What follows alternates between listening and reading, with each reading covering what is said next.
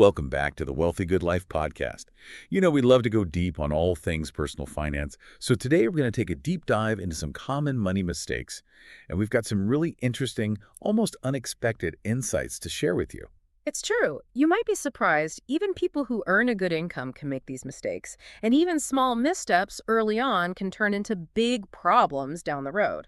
I know, I actually had a bit of a wake-up call early in my career, kind of stumbled into one of these common pitfalls, so I can definitely relate to the challenges and anxieties people might feel when it comes to managing their money. Oh, interesting. Maybe we can hear more about that later.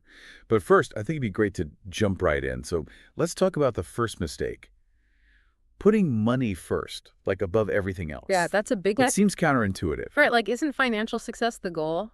Yeah, it's a common thought, but the problem is when money takes over, it's like you start to neglect other super important things, your relationships, your health, your well-being. Right. Remember Grant Sabatier, the guy who, like, made millions in his 20s? Yeah, He's talked about regretting all the crazy hours he worked, 80-plus hours a week.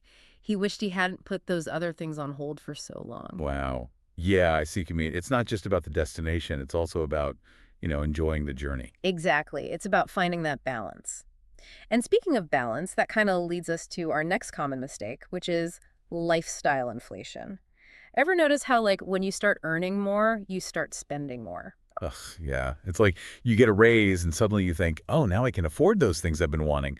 But then you're not really any better off. Exactly. I mean, think about this. You get a raise, decide to upgrade your car, and suddenly that raise is completely gone, just eaten up by the car payments. It's a trap. Totally. A good tip I read is to pay yourself first before you spend that extra income.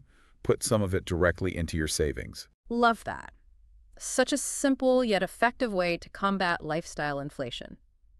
And while we're on the topic of savings, this transitions perfectly into our next point, which is planning and saving for the future, especially for retirement. I think everyone knows it's important, but it's so easy to put off. Yeah, especially when you're young and retirement feels like forever away. Exactly. But let me tell you, starting early, even with small amounts, can make a massive difference in the long run, all thanks to compounding returns.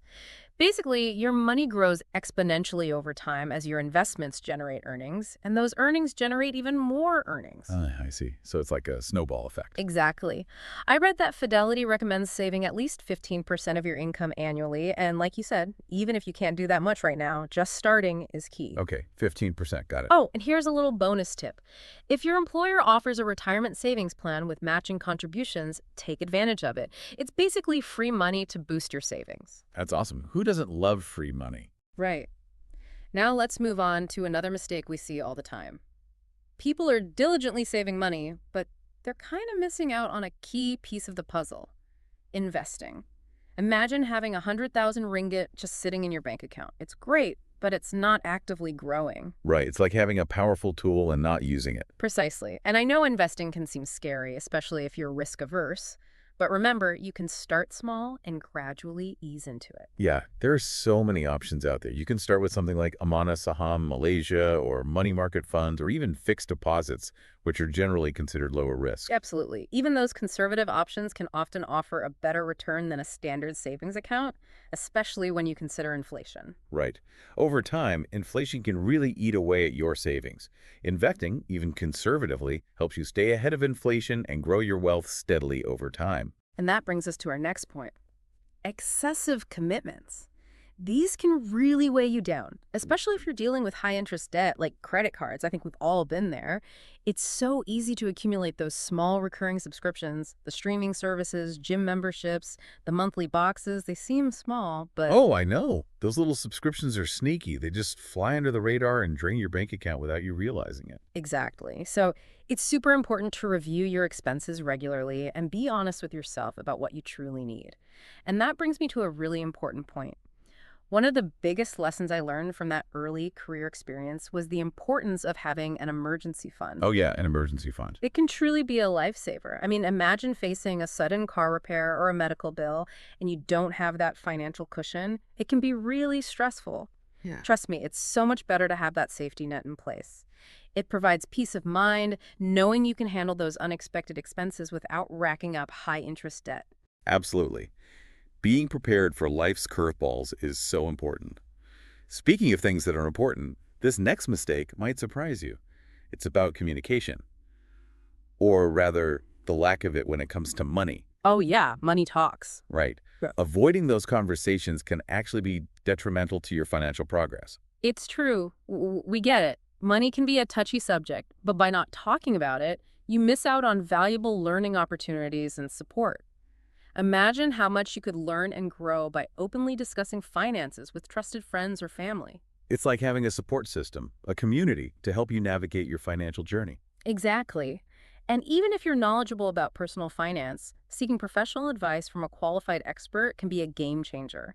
Think of it as having a financial coach, someone to guide you, help you make informed decisions. Right. Someone to keep you accountable and help you stay on track. Precisely. Speaking of staying on track, this segues perfectly into another common mistake: buying more car or house than you need. Let's start with cars. It's so tempting to want that shiny new car, especially when you get a raise or promotion. Oh, I know, the allure of that new car smell. Right. But the reality is, cars depreciate quickly. You're often left with a big loan and an asset that's losing value every day. It's almost like watching your money drive away. Exactly. So before jumping into a car purchase, really consider all your options. Have you thought about public transport or Yeah, rideshare services? Even biking or walking are great for your health and your wallet. all great points. It's about finding what truly works for you. And then there's the house situation. There's this pressure, especially for millennials, to buy a big, expensive house ASAP, like it's some societal expectation. Yeah, you're supposed to get that dream house right away. Right. But it can become a financial burden. The mortgage payments alone can be a huge strain. Exactly. And don't forget about maintenance costs, property taxes. It all adds up. Be realistic about your needs and your budget. Remember, your first house doesn't have to be your forever home. Start smaller, build equity, and you can always upgrade later. That's great advice. And if you're looking for more tips and resources to avoid these pitfalls and build a life you love, you know where to go. wealthygoodlife.com. We've got tons of information to help you on your financial journey.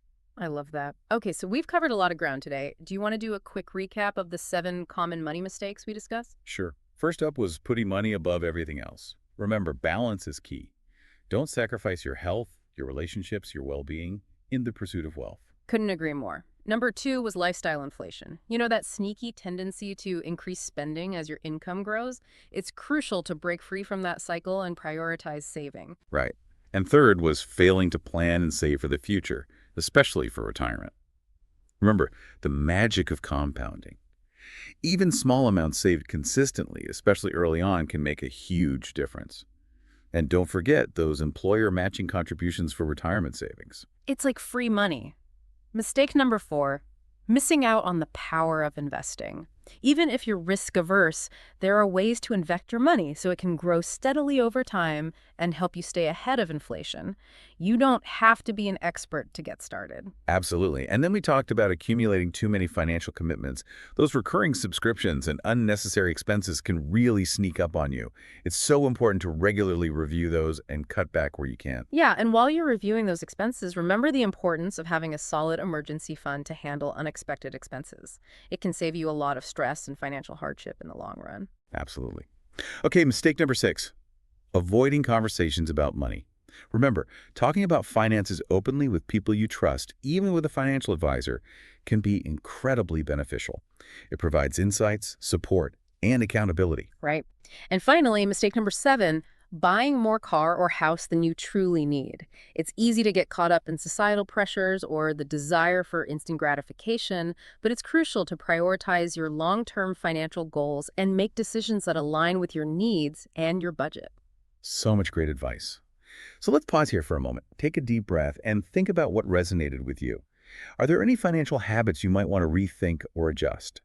We'll be back in a moment to delve deeper into the world of personal finance and explore the habits and strategies that can help you achieve financial success and create a life you love. Okay, welcome back. Let's keep this conversation going.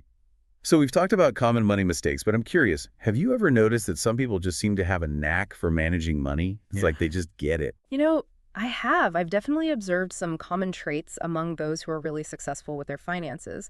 And it's not always about having a ton of knowledge. It's more about having the right mindset, a positive outlook on money. They see challenges as opportunities for growth. That makes sense. They're not afraid of making mistakes. Right. They're willing to ask questions, learn new skills. It's like they have this can-do attitude. And the other thing is they're super intentional with their finances.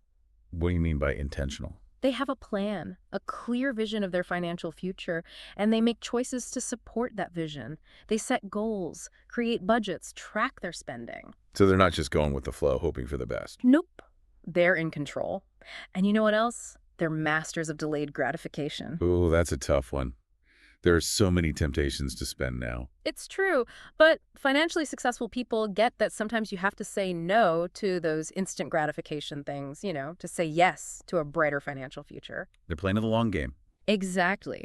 And another interesting thing I've noticed is they build a supportive community around themselves. They have mentors, financial advisors, even like-minded friends who share similar goals, people who help them stay accountable and motivated. It's like having a team of cheerleaders in your corner. I love that. And speaking of support systems, I want to remind everyone about a great resource, wealthygoodlife.com. We've got tons of information and support to help you on your journey. Awesome. And building on that community aspect, I've noticed financially savvy people are also incredibly open to learning and adapting. They're always seeking out information, reading books, listening to podcasts, just like you're doing now. It's like they're lifelong students of personal finance. They are. The world of personal finance is constantly changing, and they're dedicated to staying ahead of the curve. Yeah. So now that we've talked about some positive traits, maybe we should dive into some habits that can either make or break your financial success. Let's do it. Let's talk habits. Okay, top of the list, budgeting. Ugh, budgeting gets such a bad rap. People think spreadsheets, calculators, and deprivation. I know. But what if we change our perspective on budgeting? What if, instead of viewing it as this restrictive thing, we see it as a tool for empowerment? I like that. It's not about limiting yourself. It's about making conscious choices about how you allocate your money. It's about gaining control over your finances. Right. You get to decide how you want to use your money. Absolutely. And once you have a budget, automating your savings is key. Like, set it up so a portion of your income goes straight into savings or investments every month. Yeah. You don't even have to think about it. It's like putting your savings on autopilot. Exactly. And speaking of things you shouldn't have to think too hard about, another habit is regularly reviewing and adjusting your financial plan. Life changes, your goals change, your plan should change too. Makes sense. You don't want to set a plan and just forget about it. Right. It needs to be a dynamic process. Check in, see what's working, what's not, maybe quarterly, biannually. It's like giving your financial plan a regular tune-up. Okay, so we've talked about budgeting, automating, reviewing. Now here's one that often gets overlooked.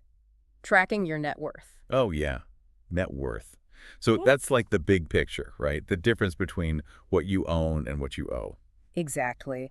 It's a great way to track your progress and see how your financial decisions are impacting your overall wealth. It can be super motivating. Especially if you're seeing those numbers go up. So what's the best way to track it? Lots of ways. Spreadsheets, apps, even a simple notebook.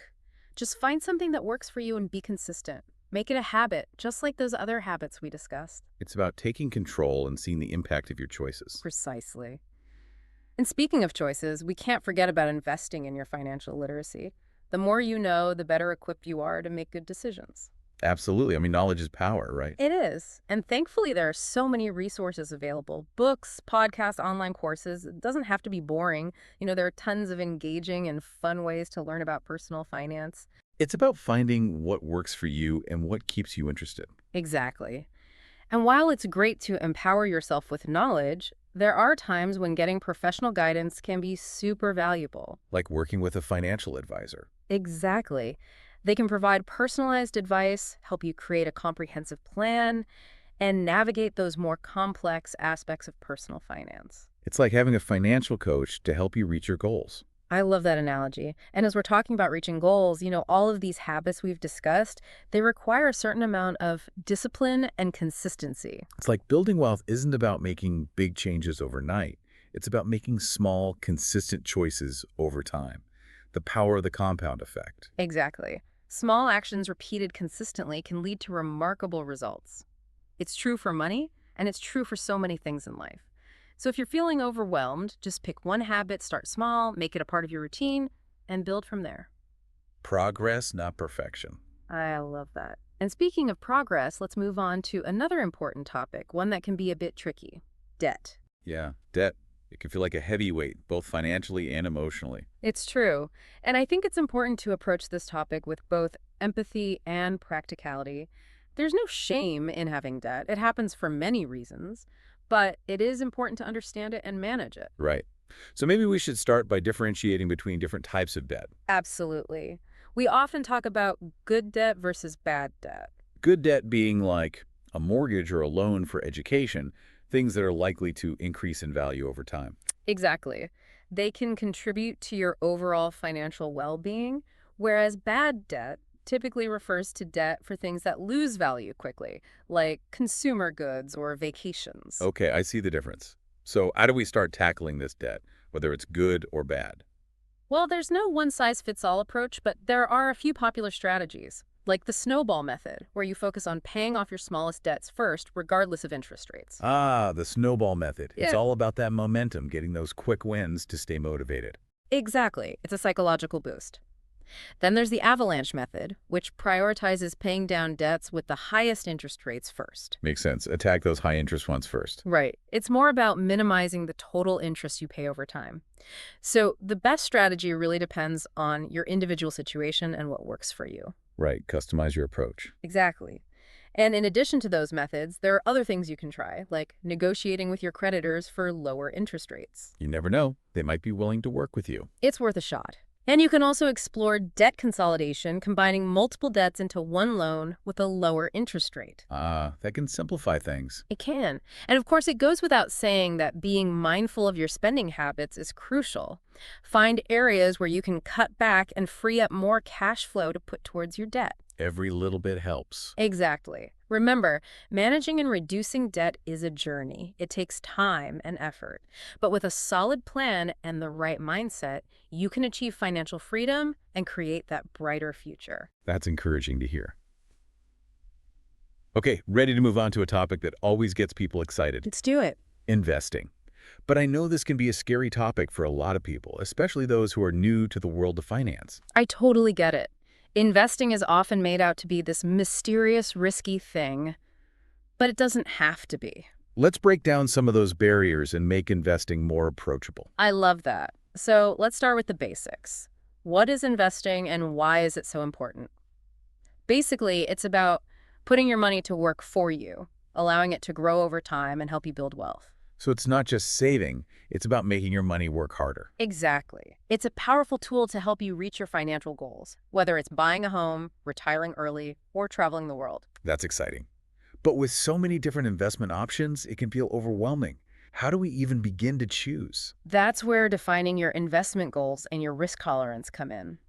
Think about what you're trying to achieve and how comfortable you are with the possibility of losing money. So, what are you saving for, and how much risk are you willing to take? Exactly. And if you're new to investing, starting small and simple is key. You don't need a huge amount of money to begin. And for those just starting out, I often recommend low-cost index funds or ETFs. Oh yeah, ETFs. Those are like baskets of stocks or bonds, right? They are. And they offer diversification, which means your money is spread across a variety of investments, reducing your risk. Got it. So don't put all your eggs in one basket. Exactly. Diversify, diversify, diversify. And ETFs typically have lower fees compared to some other investment options. So more of your money goes towards growing, not paying fees. Exactly. And just like with savings, you can automate your investments, set it up, and let it run in the background. It's like putting your investments on autopilot. I love that. It makes it so much easier to stay consistent. Remember, investing is a journey, not a sprint. So it's not about getting rich quick, it's about steady progress. Absolutely. And as you continue to learn and grow, you can refine your strategies and build a portfolio that aligns with your goals. It's about taking control and creating a future you're excited about. Okay, so we've talked about making our money work harder through investing, but what about building a strong financial foundation? That's a crucial part of the journey. It's like creating a solid base on which to build your financial well-being. It's about managing your money effectively, protecting your assets, and creating a sense of stability. It sounds like setting yourself up for success both now and in the future. Exactly. So where do we begin with building this strong foundation? Well, I think it all starts with developing a healthy relationship with money. Ah, yes. Our beliefs and attitudes about money can have a huge impact on our choices. They really can. It's about shifting our mindset from fear and scarcity to opportunity and abundance. It's about seeing money as a tool to help us achieve our goals. I love that. So how do we cultivate that healthy relationship? Start by being aware of your beliefs and emotions around money. Where did those beliefs come from? Are they serving you? Once you identify those beliefs, you can start to challenge them and replace them with more positive ones. It's like rewiring your financial mindset. Exactly. And once you have that foundation in place, then you can start building on it with things like a budget. Right, we talked about budgeting earlier. It's essential for gaining control over your finances. Track your income, your expenses, your savings, and make sure your money is working for you. It's like having a roadmap for your finances. Exactly. And speaking of staying on track, managing debt is also crucial. Debt can weigh you down, so it's important to have a plan for reducing it and becoming debt-free. So debt management is a key part of building that solid financial foundation. Absolutely. And it's not just about being debt-free, it's also about protecting your assets. Things like insurance and estate planning. Right. Insurance is like having a safety net. It protects you financially in case something unexpected happens. Exactly. It can give you peace of mind. And estate planning, that's about making sure your assets are distributed according to your wishes in case something happens to you. Okay, that makes sense. And we can't forget about protecting your identity and credit. It's so important to be vigilant about things like credit fraud and identity theft. Yeah, those can be devastating. So what can we do to protect ourselves? Be careful about sharing your personal information, use strong passwords, and regularly monitor your credit reports. So many things to keep in mind. But remember, building a solid financial foundation isn't about doing everything perfectly. It's about taking those small steps, making those consistent choices, and building from there. And you don't have to do it alone. There are so many resources out there to help you. For sure. Don't forget to visit wealthygoodlife.com. We're here to support you.